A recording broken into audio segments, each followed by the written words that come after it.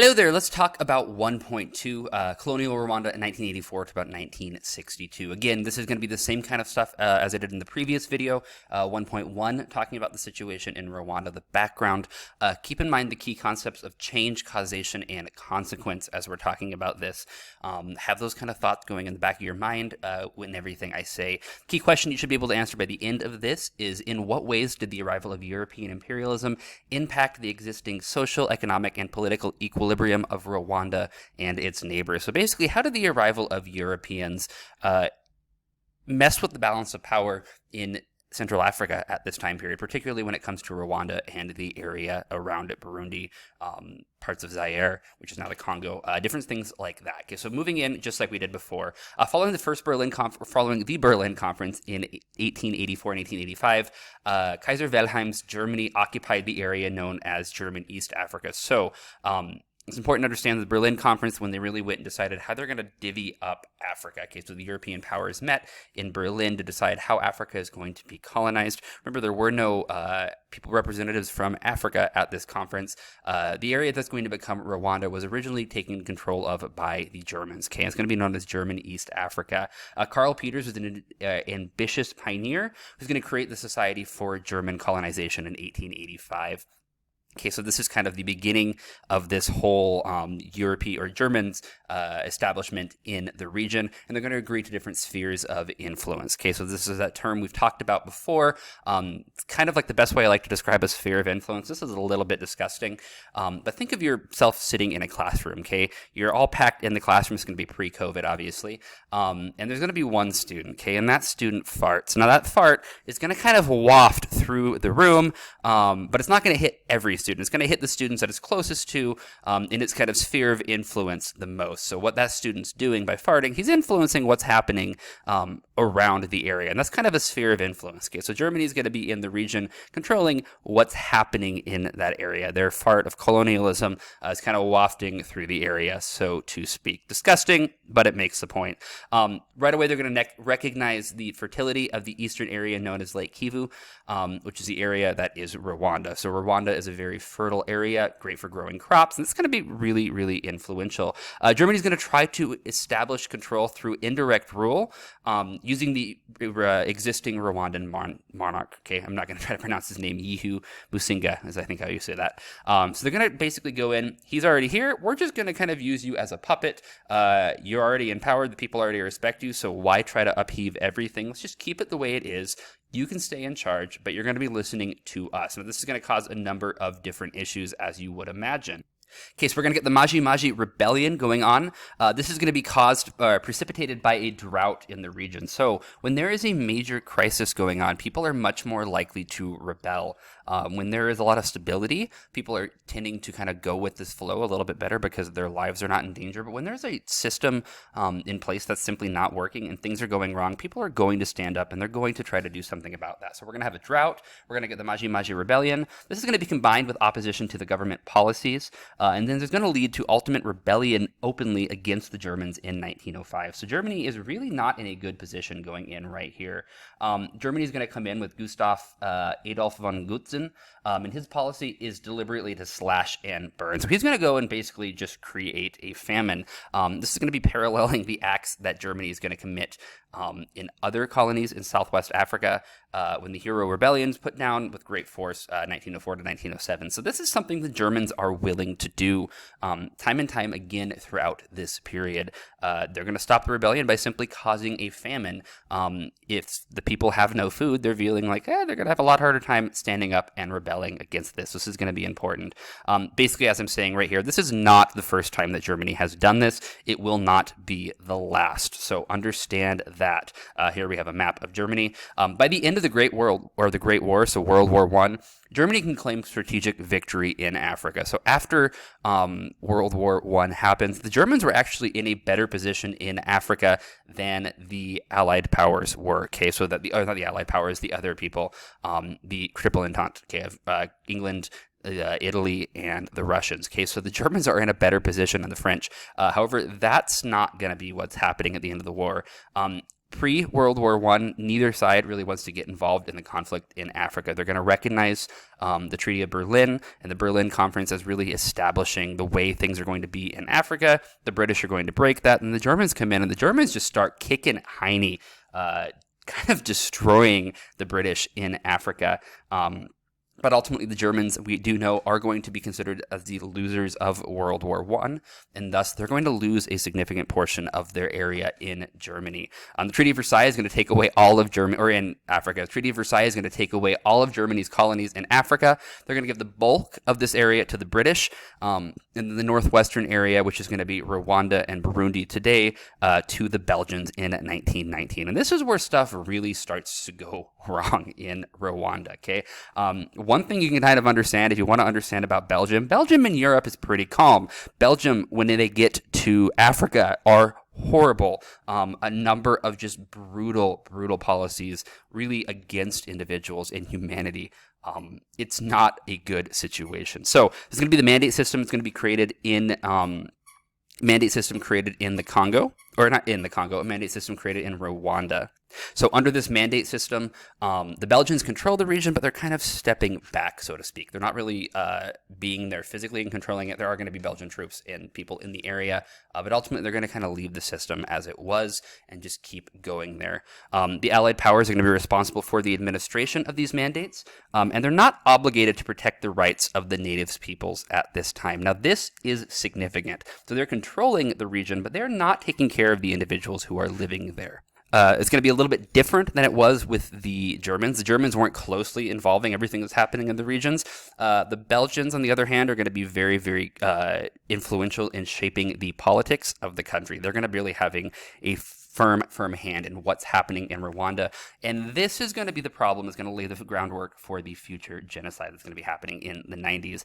Belgian rule is going to reinforce the ethnic divide between Hutus and Tutsis, and they're going to be heavily supporting the Tutsis for political power. The Tutsis were the ones who were already in charge of Rwanda, running the country. The Belgians come in and just reinforce this. Okay, they're going to keep those divisions up. This is really about the politics of division versus the politics of unity. They feel that if they are divided, that they're going to be easier to control. The Tutsi are the stronger group. They're seeing this, so they're just going to keep supporting the Tutsis. They're going to have a system of forced labor for the cultivation of Rwanda.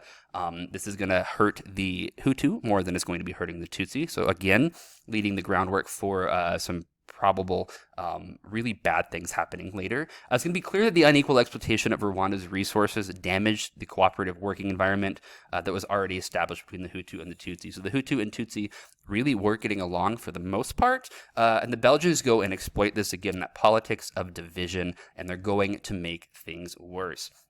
Now, historically speaking, with the different ethnic groups in Rwanda, the first group to go there was the Twa, okay? And this is simply the Bantu word for pygmy.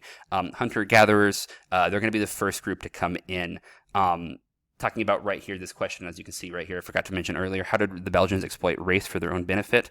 I think I've explained that fairly well. Be able to explain that, though. That's something crucial that you need to understand.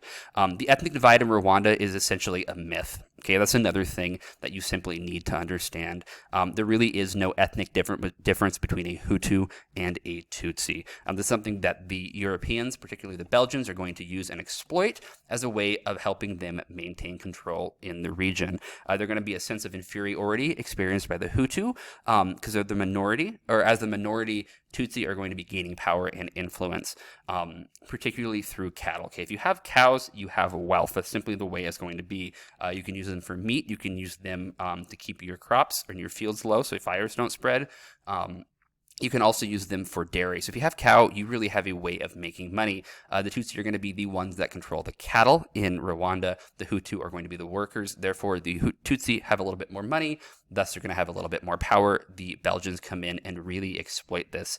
And this is going to be kind of that beginning of this inferiority. So you've got a smaller group of people ruling the larger part of the country, and the majority, which is being oppressed by the minority, is going to feel very upset by this and kind of cause a number of issues. Hutu extremists feel that they have been oppressed for hundreds of years. This is not something that's felt by all Hutu. This is something that's simply felt by the extremist. And they're going to feel that the Europeans have only made matters worse, okay? So that we've been taken advantage of for such a long time, and that the Europeans are just making the situation even worse. Okay, so the Hutu extremists really feel targeted, and not just targeted now, but targeted for generations, and they want revenge. They want a way of ending this. They feel that this is wrong, and they need to do something. They're going to have their own version of history coming in that was used during the late 20th century. And again, their own version of history is basically this belief that they have been exploited for such a long time, and that the Europeans are simply making the situation worse. This is going to help the colonists, though, because they're going to foster this myth, keeping it going, because it's going to allow them to help enforce their rule. Racial theories were not prevalent in the late years of the 19th century, but the Germans had not been as active as the Belgians in enforcing this. So they were prevalent, they were around, but the Germans really didn't enforce this belief near as much as the Belgians. Okay, the Belgians come in, and they're really all about sowing division among the Hutu and the Tutsi in Rwanda to allow them to maintain political power. Again, as I've already talked about numerous times before, this is going to be laying the groundwork for a racist ideology that's going to lead to genocide. Okay, understand that. You really need to be able to explain how the Belgians and European colonialism really laid the groundwork for the genocide in Rwanda between the Hutu and the Tutsi. Okay, understand that, please. Belgium's going to pledge that its mandates would have freedom of speech and religion, and it's going to bring this into the modern world, this whole kind of belief of the white man's burden coming in and bringing civilization to the uncivilized. However, they're going to largely ignore this. They're just going to say it basically, hey, we're doing this, and then we're not going to do this. Really kind of the typical system when it comes to freedoms in colonized countries going on, especially at this time period. They're going to have a system of forced labor and heavy taxation on the people of Rwanda and Burundi. They're obviously not going to like this, and it's going to lead to more conflicts. They're going to offer special treatment to the Tutsis, going to be taught mathematics in school. Hutu children are going to be offered some classes, but not as many classes, and not the really important classes that the Tutsi are going to be offered. Also, they're going to be teaching the Tutsi children in French, but the Hutu children are going to be speaking in the native language. Now, this is going to only enhance that divide. Again, how do the Belgians exploit race for their own benefit? Right here, they're going to be giving better education to the Tutsis than they are to the Rwandans, because they believe the Tutsis can help them. There's going to be this segregation going on again to reinforce ethnic division, reinforce this resentment. This is going to build up over a series of years, as I've said before, ultimately laying the groundwork for a genocide. They're also going to have a census in 1933 where they're going to impose an identity card system where they're going to classify the identity of each person. Are you a Hutu or are you a Tutsi? This is going to ultimately be the situation, the thing that really drives the genocide in 1994. So, as I stated before, you can probably repeat me right here. How did the Belgians lay the groundwork for the foundation of a genocide? Okay, so we're talking right here. Again, some sources. We'll talk about these in class to make sure you understand that. After World War II, the region is going to be a UN trust territory, and they're going to be on the path towards independence, okay? So they're going to try to get rid of this decolonization, okay? This is the era of decolonization. A lot of new countries were formed after World War II, and they're going to try to do the same thing in Rwanda. Now, at this time period, Rwanda is a French-speaking colony, and they're going to be kind of on the fault line between Francophone and Anglophone Africa. So French-speaking Africa and English-speaking Africa. They're right in the middle. Now, this can cause a number of situations and problems between the English and the French-speaking people. The similar situation is going to be happening with Quebec in Canada. They're going to have the death of the king in 1959. It's going to lead to a power vacuum and ultimately the Rwandan Revolution and independence. Now, we're going to have the Paramahutu, which is the largest party for Hutu emancipation, happening in 1957.